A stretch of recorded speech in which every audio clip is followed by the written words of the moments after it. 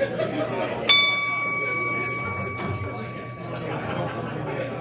hello there. Good afternoon, Rotarians. Good afternoon. Good to see you all today, all chipper and ready to go. I see the cool weather isn't slowing you down. Welcome to the May 22nd meeting of the Rotary Club of Des Moines. I'm your president, Kevin Kassir. First, the thank yous. Thank you to Jeff Stickle for serving as a greeter today, and Susie Willems, who's going to be coming up shortly and giving the moment of inspiration. Please thank them with me.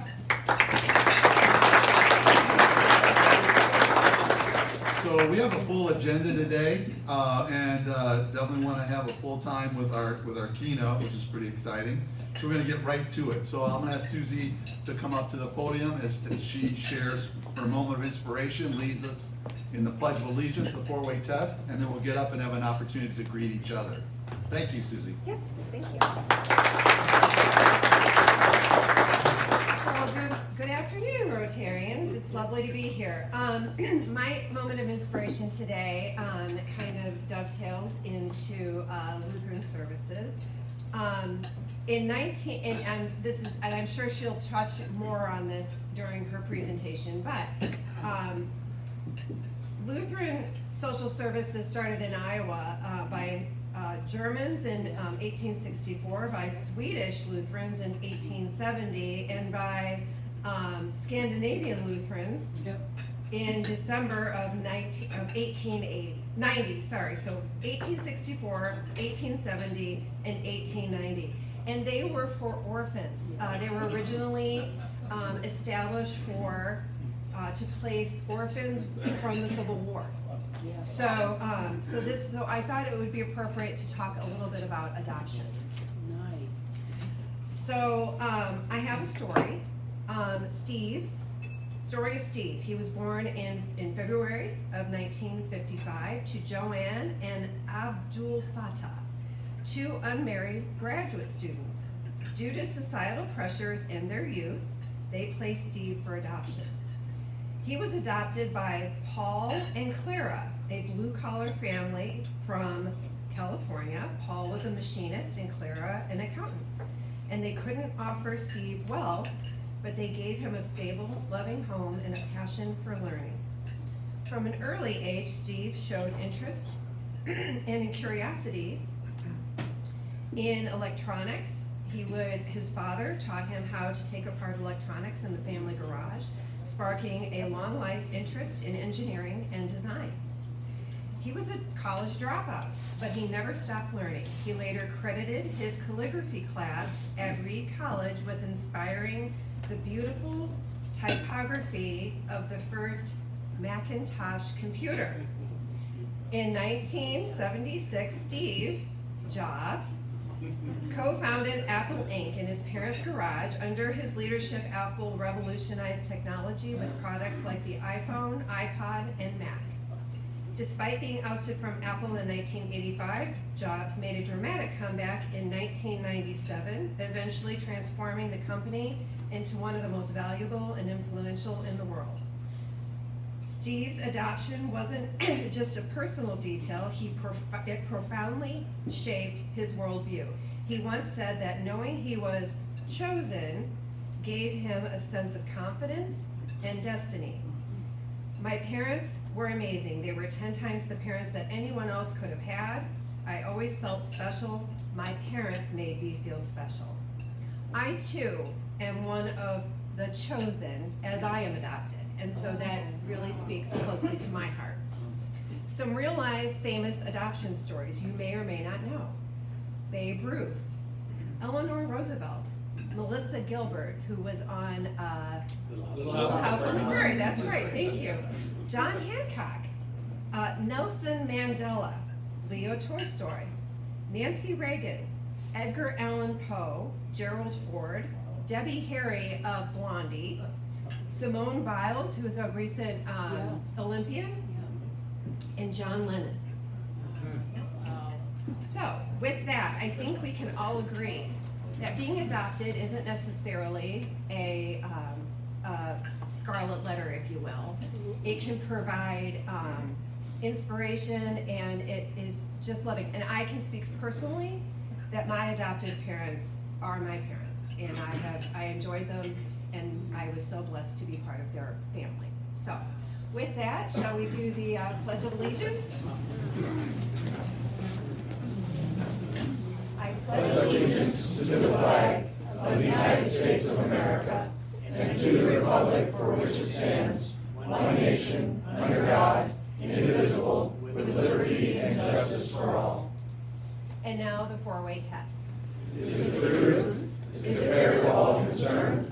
Will it build goodwill and better friendships? Will it be beneficial to all concerned? And please greet your fellow Rotarians.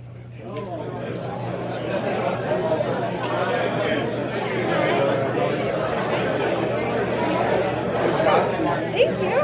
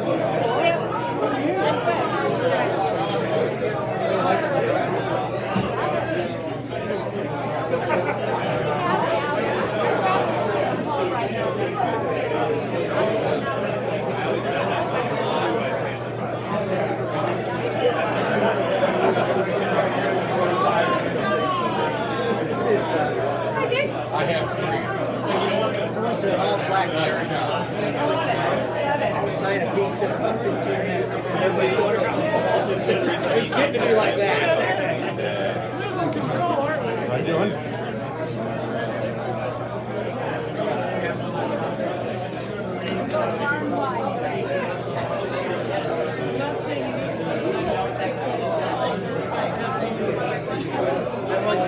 I've always been told never turn on.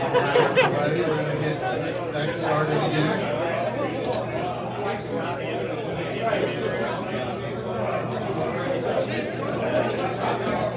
We have several guests here.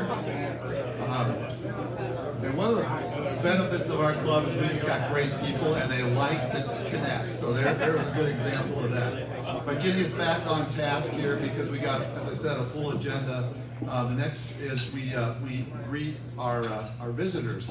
We've got quite a few visitors. So I'll call your name and then ask you to stand and then remain standing, and then we'll recognize you all at once. So first, we have two guests of our speaker today, both with Lutheran Services in Iowa, Clayton Boyink and Brandy Broadhead. We have Garrett Grimm, Sales Manager with Citywide, a guest of Tim Lilwitz. We have Dr. Alan Welch, a guest of Micah Woleman. We have John Humphrey, a Drake Law student interning at Baton Global, a guest of Carter Smith. We have Logan Kraus, an attorney with Denton Davis Brown. Logan and I connected, and he has applied for membership to our club. And then lastly, and not least, Laura Sands, wife of Dave Busick. So welcome, everybody.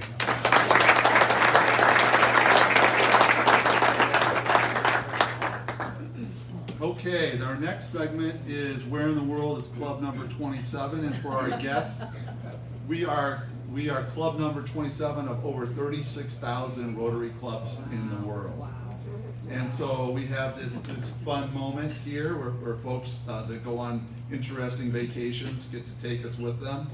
And this is Sean Mullen in his travels in Scandinavia, and he found a sailboat named the Paul Harris outside Morum, Sweden.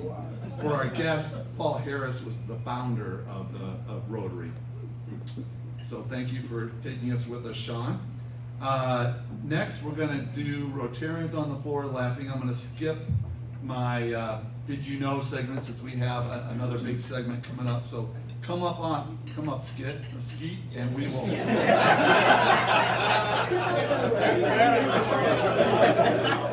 They don't let their people, yeah, I got them laughing, I'm like loosening them up. They're laughing already. I don't know. I have you going up here.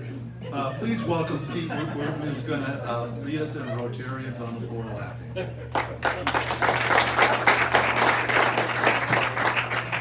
And it's your responsibility to, I'm just supposed to read stuff, you're supposed to laugh. So, today for Rotarians on the floor laughing, since I have the podium and the mic, we're going to celebrate one of our fellow Rotarians who's an easy target. So sit back and enjoy his life. Our story begins on a crisp October morning when little Doug Saltzgaber arrived at the No, he wasn't born in a barn, but in a hospital, and his wondrous little life began. Little Dougie had to sit for a portrait in his shorts with suspenders and his knee socks, so we could all laugh at this many years later. As he grew, his choice of clothing improved, as did his haircut. As you can see from the following next picture, please. The next picture, this is his second birthday. Quickly. Doug became a running back for the Guthrie Center Chargers, where he wore the original number 26, which was chosen because that's his birth date, so he'd remember which jersey to grab.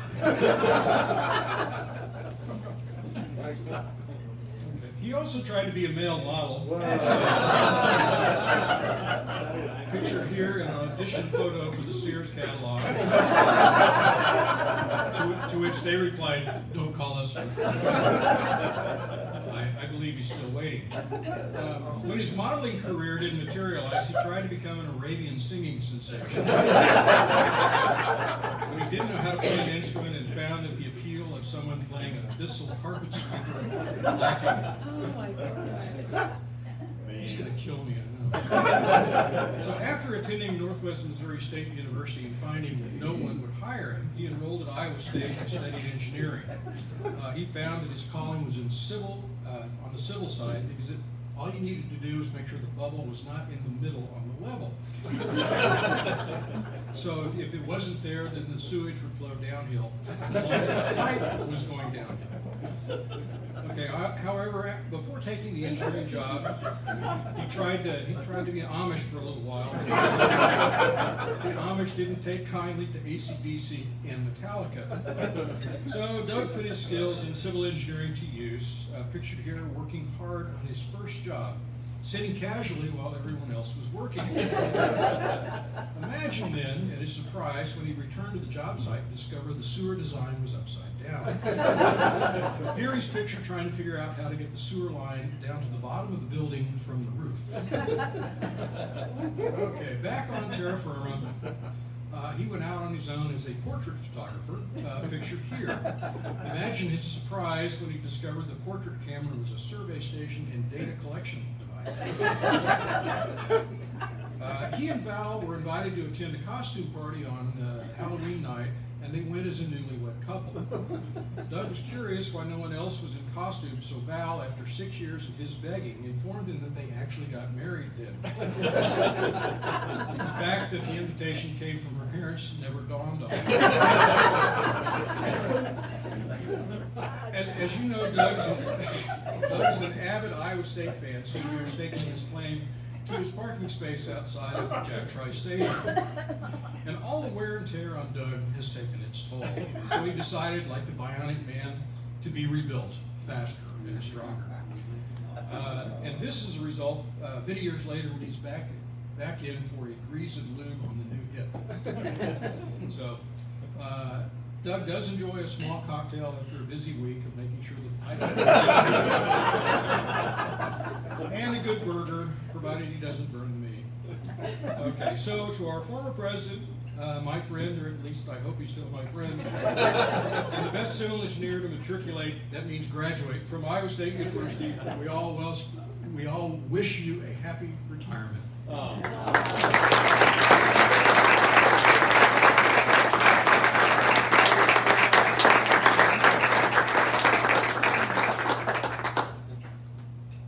And I know payback is hell. Doug, I don't know suit, because I had one of those too. At the time, that was what you had to have.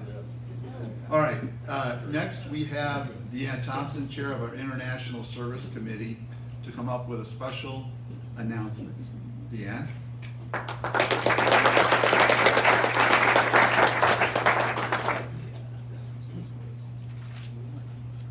Glad you did that today, Skeet, because when I sat down next to Doug, the first thing I said was, you know, Skeet makes fun of you whether you're here or not. Well, good afternoon, everyone. Good to see you today. Today I invite you to do what Rotary does best, build international bridges and change lives. At your tables, you'll notice sign-up sheets. Seated among you are members of our International Committee. Please raise your hand if you're a committee member. All right, we've got quite a few in here today. Thank you. Please consider joining them. You're going to want to be part of what I'm about to share. Well, let's rewind to 1996. Iowa began a sister state relationship with Cherkasy, a province in central Ukraine, a region much like Iowa, agricultural and hardworking. Its capital city is also named Cherkasy and is roughly the same size as Des Moines. From that connection, the Rotary Club of Des Moines formed a bond with the Rotary Club of Cherkasy. Years ago, we even sent a delegation there to build, I can't remember if it was a playground, we can figure that out. But what matters is the connection stuck. Soon after, a woman named Luda, some of you will remember her, visited our club from Cherkasy many times.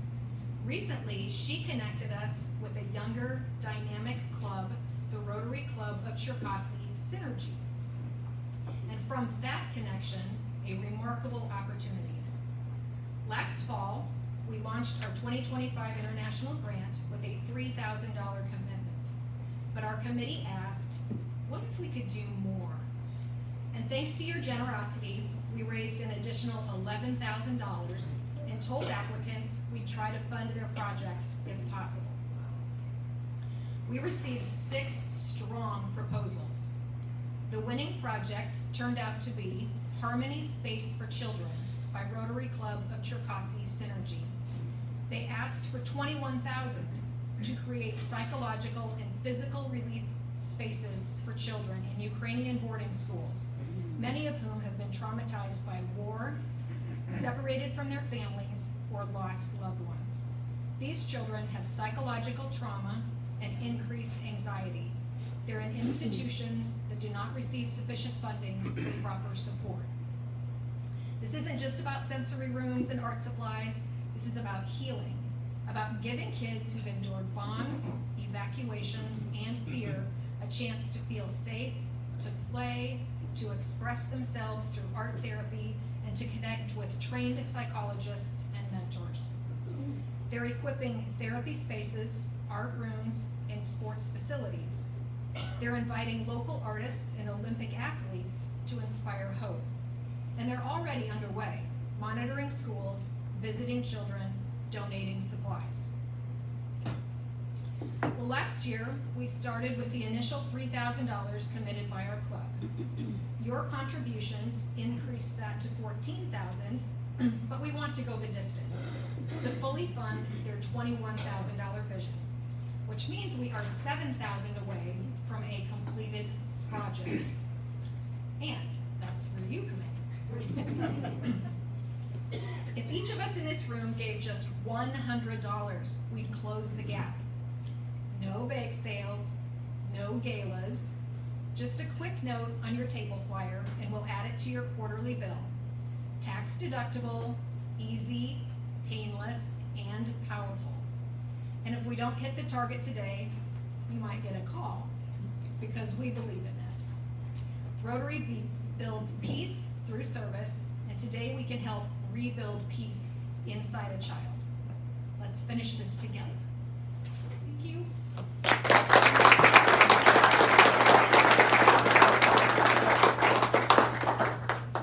Thank you so much. And now we'll have Susan Junkins come up and introduce our keynote speaker.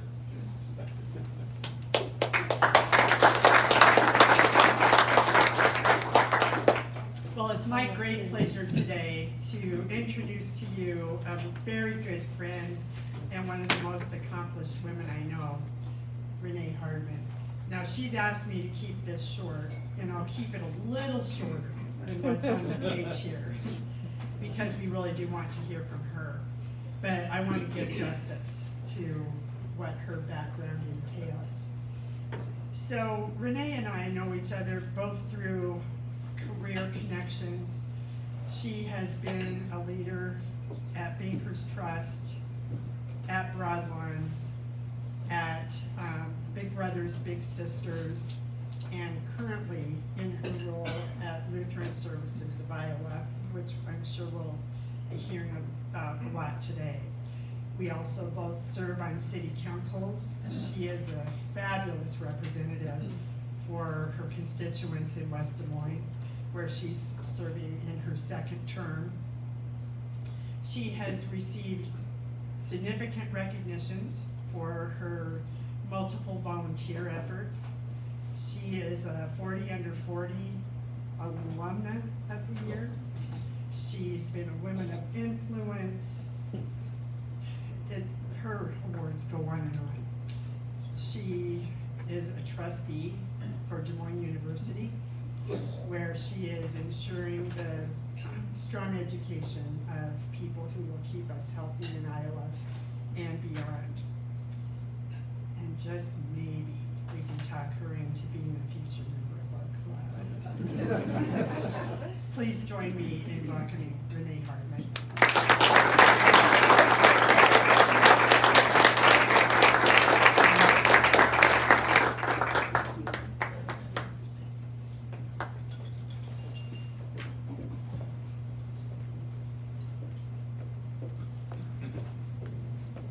Slow in my heels.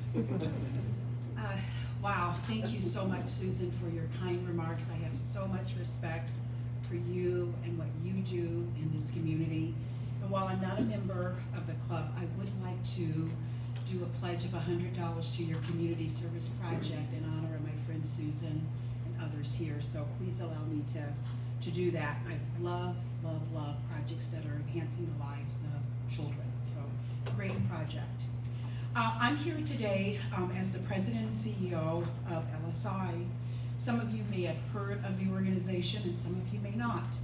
I've been with the organization now for a year and about 4 months, and it's been quite a whirlwind. In the last several months, it has been quite the whirlwind, but we are forging ahead. So we're going to continue on with the slides. Who's are you punching in the plate? Okay, next slide. I'm going to skip that. But I wanted to share we have 3 executive officers, myself and Dan Dean, who's been with the organization for over 28 years, who's Vice President of Capacity and Strategic Development, and Ronnie Knief, who's our CFO.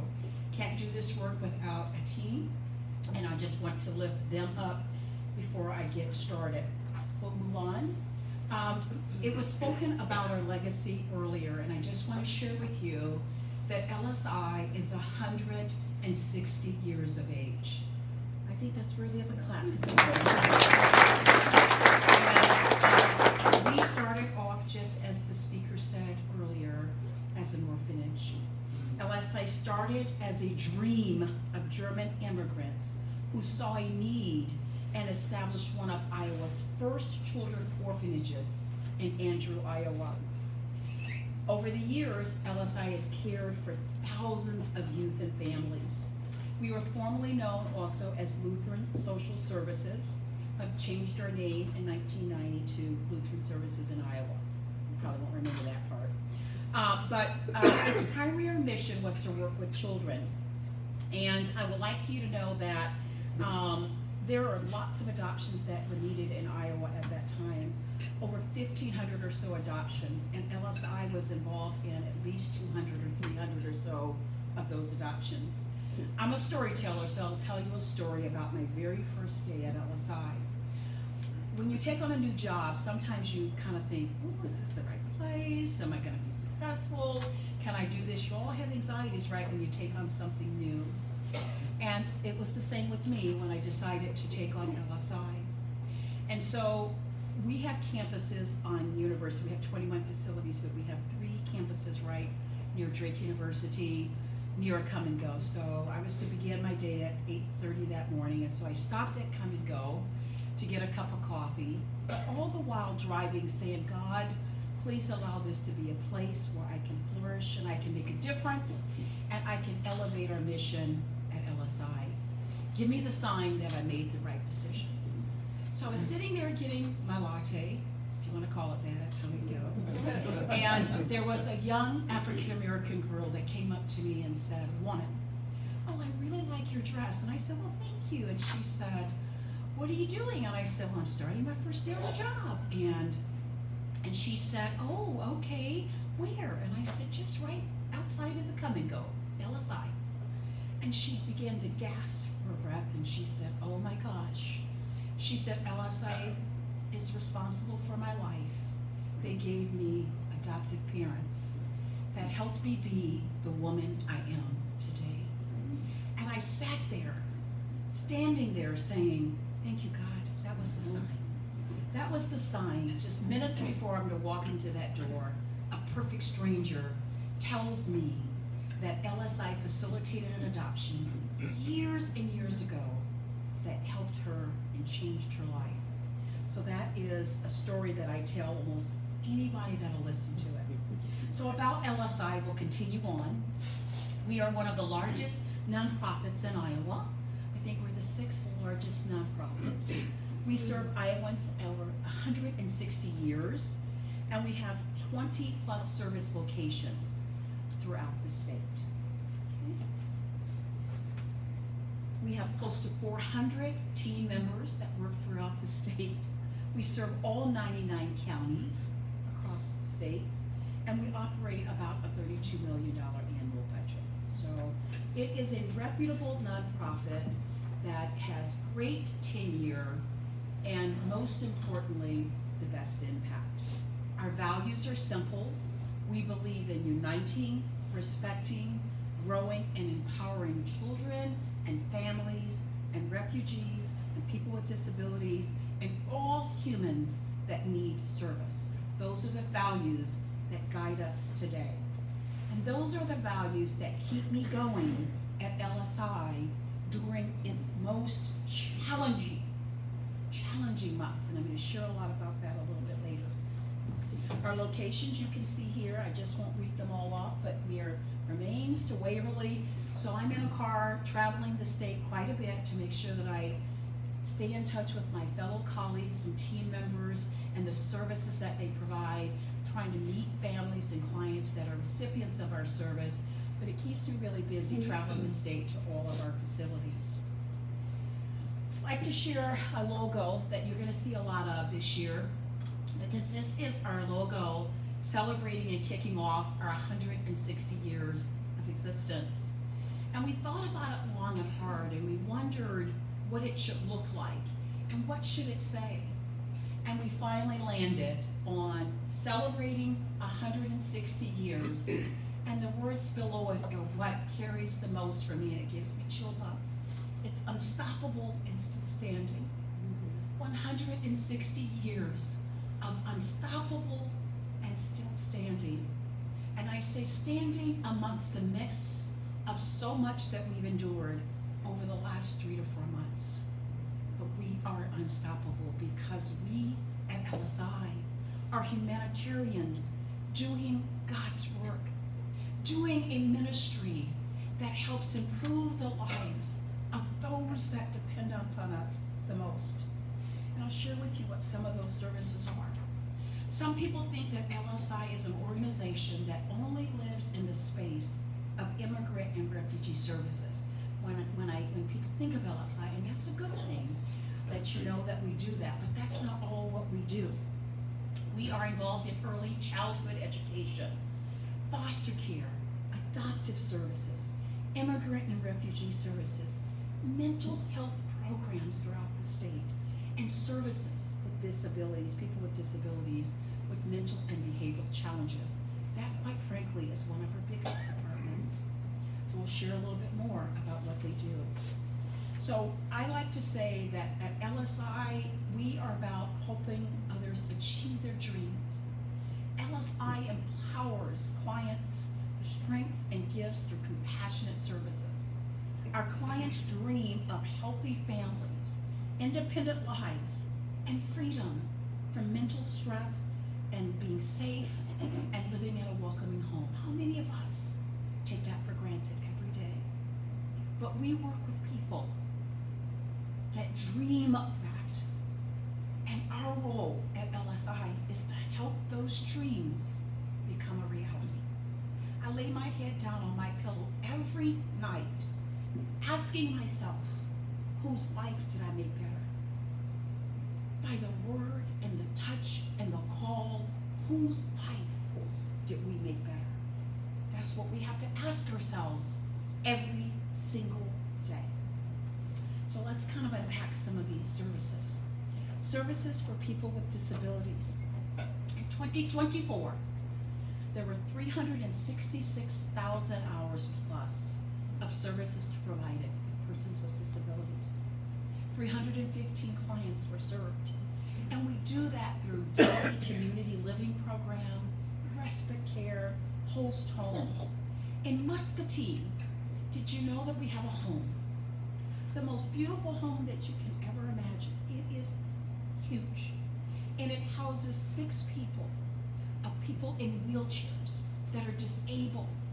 But they get to live in a home, their own master suite, their own bathroom, coming out to a kitchen, a patio, a home, where it feels like what you and I live at. And we humbly get the contract to provide 24-hour care in that home to make sure that they're safe, there's goals they're working on, they're engaged in helping to cook their own food, going grocery shopping to do their own groceries, living like you and I.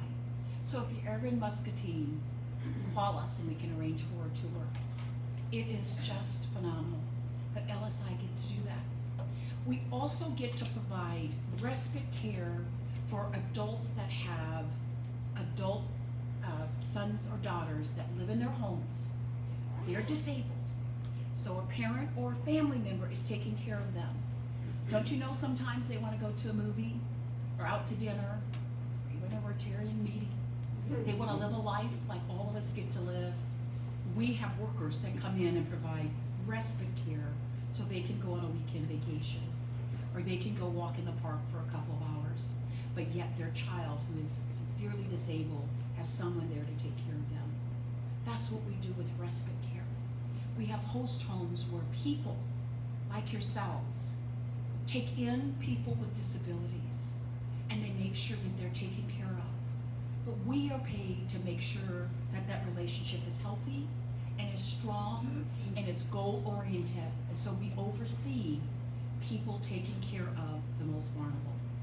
Huge, huge, huge division of folks that care about the most vulnerable. I'll move on to early childhood. Our early childhood services provided 10,000 home visits. We have young parents, new parents, single parents, women that became pregnant but yet don't know what to do, but they're a parent. Sometimes we don't know what to do when we're a parent. Sometimes people need support and extra. So we did 10,000 home visits throughout the state to all of these young parents, impacting 300 children and families.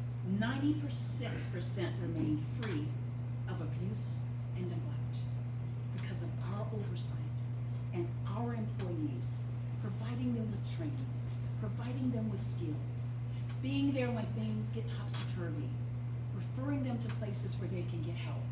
That's what we do. And then we're going to continue on, foster care and adoption. And we have 628 families that were served through kinship, foster, and adoptive services in 30 counties in western Iowa. We need more foster parents. We need more people to say, I'll take on a child. I'll be that transitionary care. And we're always recruiting for folks that decide to raise their hand. We train foster care parents and help them understand what it means to be a foster care parent. And we guide them along that journey so that union is hugely successful. Mental health, how many of us need mental health services? It's rampant, and the need is so great today with so much anxiety that's going on in the world. But our therapists, we have about 36 therapists that are across the state that provides therapy for indigent individuals primarily. Refugees and immigrants and folks that just don't have jobs, but yet they're still struggling. We fill in that gap. And these are Medicare and Medicaid patients. And so we get whatever reimbursement we can to provide that mental health, because if we're not there, we all know what can happen in society. We provided 19,000 plus therapy sessions last year alone.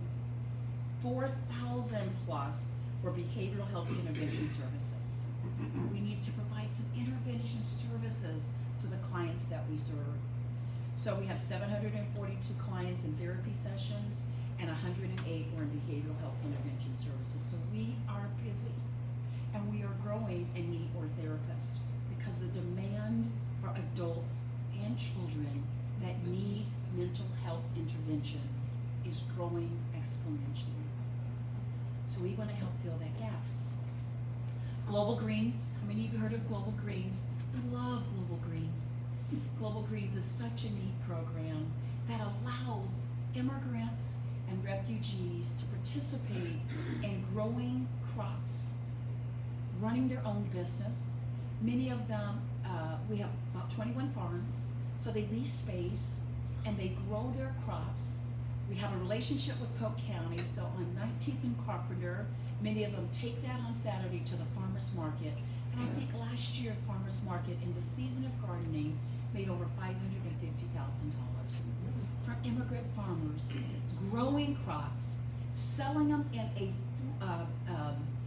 a desert where vegetables aren't that available, and people come in and they buy these products. And we have monthly boxes, weekly boxes that you can buy of vegetables.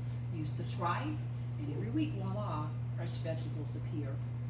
Over 1 million pounds of produce was grown by Global Green farmers and were consumed at homes, sold in the marketplace, or donated to LSI's Elder Pantry and local community fridges. 1 million pounds.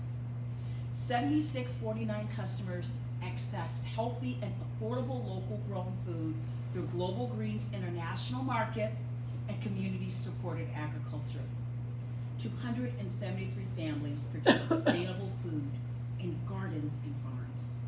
And that picture's one of my favorite. I came on a Saturday and I was getting my vegetables, and we just were taking good pictures, because that's what it looks like on a Saturday at 19th and Carpenter, where refugees and immigrants are selling what they grow. And they get to come to LSI to receive training from folks from Iowa State. They come and they teach them about irrigation, how to grow food in Iowa. They're also being taught how to be better farmers in Iowa, because Iowa's a little different than maybe where they came from. So we have a wonderful partnership with Iowa State that helps us help them. Okay? Immigrant and Refugee Services is another component of what we do. And so I'd like to start off by saying, I think all of us maybe know, or if you don't, you'll know today, that presidents get to decide how many refugees can enter into the country. And it's been good representation amongst Democrats and Republicans have always pretty much supported refugees coming into this country. And there usually is about 125,000 slots, okay? We fill in this space because we are a refugee settlement agency that gets to work with Global Refuge, who has the contract with the State Department, that allows us and reimburses us for services to welcome newcomers, but not just welcome them, but provide care, case management. Okay, and Clayton knows it best. He's one of our case managers. He's now working with employers, trying to get them jobs. And so they are legal. I remember when I first started at LSI, someone called me up and someone said, "Are you taking those folks over on the border?" And I said, "Okay, I'm taking legal vetted immigrants." that have been more vetted than I or you, me or you, that have been given legal status to come over to this country. Many of them it has taken 5 to 7 to 8 years. And we get to go to the airport, and I'm going to tell you another story. When I was new at LSI, I went to the airport. I wanted to feel what it feels like to welcome a newcomer, because I've never done that before. And I go to the airport with a man that works at LSI, who was a refugee himself, who came to this country and got a job. He was at a meat manufacturing place, got in a horrible car accident, broke his back, all kind of things. He was in the hospital, could have died, going back and forth to that meat packing place, just doing that job. But when he got well, he came to LSI, and he became an administrative assistant receptionist. He has now since worked his way up, and he is a full-time case management, taking in families and providing services to the families. So I met with him that day at the airport. But I'm going to talk more about him too, because guess what? Just last year, we got to have a party. He became a U.S. citizen. A U.S. citizen. Worked hard, did all that was required. And I said, tell me what you're most looking forward to, Patrick. And he said, I get to be a legal citizen to vote. Vote my voice. Vote how I feel. I get to cast a ballot. I cried, because I take that for granted. But that was one of the things he was most excited about. And he didn't even tell us that he became a citizen. I'm like, I just heard something. He's like, yeah, I didn't do too much talking about it. I'm like, what's going on? He's so humble. I said, we're having a party, whether you want a party or not. This is a celebration. But he and I were together that day. And it was a family of about 5 children and a mother and a father. They were from Somalia. And we have an interpreter there. I get to the airport. We're waiting for the family. They've traveled. They can only carry 2 bags in their hand and this big, huge blue label that tells everybody that they're a refugee. And to see them come down the escalator, and we're waiting down at the bottom of the escalator, my heart's just pounding, because they're here in Iowa for the first time. And here Patrick has food that he found a caterer from their country, warm and waiting for them. A place where they got to call home, where they get to lay their head on a pillow. They get to have all this beautiful running water. And he has this place ready to take them. And the mother, who doesn't speak our language, but through the interpreter, she grabs my hand. And she kisses the top of my hand, and she says something that I didn't understand. And the interpreter says that she said, I will take you to my death. I said, what is she saying? She will remember you for the rest of her life. You were there to greet her to Iowa. I don't know about you, but I got in my car and I called my mother, and I just cried and cried, because I was so overcome with this huge responsibility to take in someone from a new country, to make them feel at home, and to realize how difficult it's going to be for them, because you got kids, you got to get them in school, you got to have physicals, you got to find a job, you got to pay the government back for that flight that you just took in 6 months. You got all of that you got to do. And I'm like, how in the world? But LSI helps make that way. LSI. And we do it in Des Moines, and Sioux City, and Waterloo. We just opened up a newer, bigger office in Waterloo before resettlement got shut down, because there were so many others that were coming. So these are the regions of the world that we take on folks from Africa, Latin America. We get refugees from Venezuela, Democratic Republic of the Congo, Afghanistan is our 2nd largest. We take on these individuals. And I promise you, they're not taking jobs that anyone else wants. They're taking jobs that no one else does. No one else does. In Sioux City, we had 272 new arrivals in 2024. Waterloo, we had 63. In Des Moines, there's 380. And so we just take them on, and everybody gets cases. And everybody's gotta help make sure they understand how to survive, how to ride the bus, how to find the bus, how to get their kids in school, get through these required physicals. We have to make sure they feel good. So our services, if we can continue on, is a lot that deals with education and workforce. We offered English classes for over 208 new early arrived refugees, so we teach English. We served 86 clients through the citizenship program, and 73 clients became naturalized citizens. That grant is at risk, and I don't think it's going to be funded because we're not going to be able to teach people citizenship classes anymore. We're going to do it limited, but funding is at total risk. Senior immigrant and refugee programs, we served 129 clients, senior immigrants, and offered 769 activities. They like to be busy. Migrant services, we supported 105 unaccompanied minors, and then we supported 19 victims of human trafficking. So that's a sign I wanted to put up there, because on January 24th I received a letter. I was sitting in the office on a Friday night at 6:30 p.m. and I got this letter from Global Refuge that resettlement services will be shut down and there will be no longer funding. And I called Nick Wirtz, who's been with LSI for 19 years as the Director of Immigrant and Refugee Services. Someone that knows immigrant and refugee services like the back of his hand. I'm so thankful to be able to serve with Nick. And I called him up and I said, Nick, what does this mean? He says, just what it says. We will not be funded. And so we began to panic a little bit because we had already received all these new newcomers and we obligated to them for at least their first 90 days. And so it also froze about $1.5 million of services that we had rendered in October and November and December. So that was at risk, and that's been at risk for a while until just recently. And so we have to pivot in nonprofits. You have to take a crisis and you have to decide how you're going to move. We made a commitment at LSI that we are going to serve these immigrants through at least their first 90 days. We were going to be humanitarians that we know how, and we were not going to let a person coming into Iowa as a refugee never receive any services from us. We could not do that.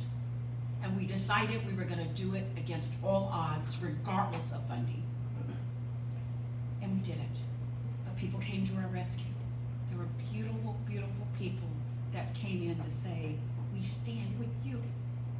We are going to help you. Because they are human beings beyond anything else. So we made it through. We did recently, they halted the resettlement work. We had $1.5 million at risk. The newly arrived refugees were at risk. So we worked it out. But we have laid off some people because the newcomers that we were going to get, probably close to 150 to 200 more, are not coming.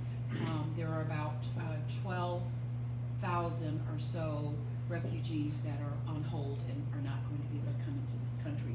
So we don't have refugee services going on right now in terms of resettlement, but we still are working with refugees that need our services. So we found a way. We have to live within the culture that we're in. We try not to get political at LSI. That does us no good. We just have to stay focused on doing humanitarian work and serve the best we can, regardless of what is given our way. And that's why the theme of Unstoppable is so important to LSI, because we are going to forge ahead. There is no 160-year organization that's going to break, because we're doing God's work and we're doing good ministry work. And so I just want to say that we'll conclude and then we'll have you ask questions. On Friday, October 17th, we're having our birthday party. You're all invited. It will be at 6 p.m. and we are going to celebrate 160 years of making a difference in saving lives and uplifting families. So on that note, I'll say thank you, and if there's questions, I don't know if we have time. Do you have time to stay for a few minutes afterward? Yeah, Okay, I do. let's do that then. Okay, that can go. Thank you. Okay.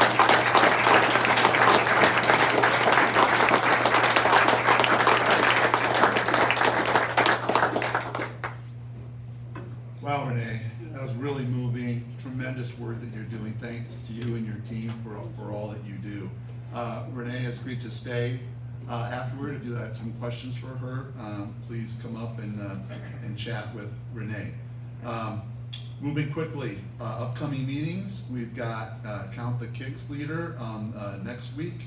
We have our own Patty Quinless.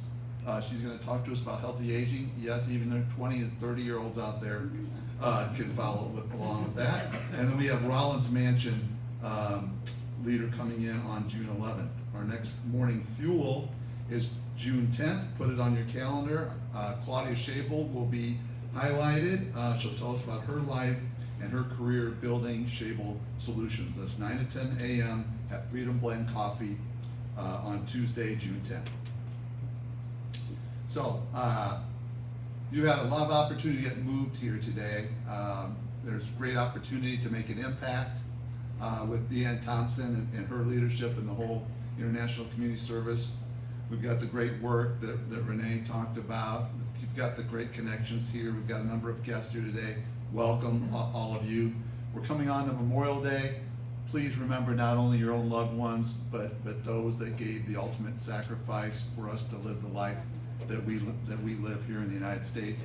Everybody make it a great Rotarian week. We are adjourned.